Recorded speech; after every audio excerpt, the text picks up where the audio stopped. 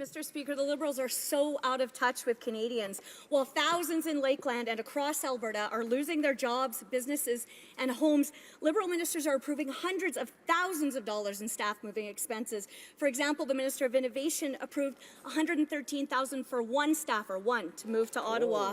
We know the Liberals always put themselves before Canadians, but how can the minister's judgment really be this flawed? The Honourable Government House Leader.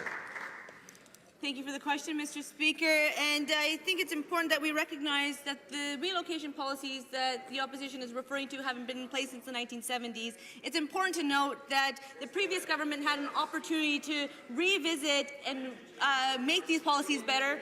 The difference between the previous government and our government is that our Prime Minister has shown leadership, and that's why our Prime Minister has asked the Treasury Board to create a new policy to govern relocation expenses. In reference to innovation, science and economic development, let's talk about the good work these Canadians are doing. They're helping to create an inclusive innovation agenda that will make Canada a global centre for innovation. The Honourable Member for Lakeland. Mr. Speaker, it's the bad Liberal pattern of entitlement and frivolous spending. Hundreds of thousands of Canadians are out of work and struggling to make ends meet, while Liberals are lining their pockets with $1.1 million in incidental personalized cash payouts and incidentals. The Minister of Innovation signed off on $113,000 for one staffer to move to Ottawa. How much of that was a personalized cash payout?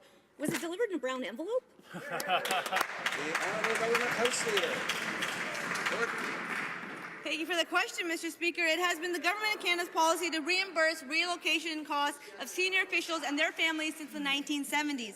This policy was last updated by the previous government in 2008, has not been renewed since 2011.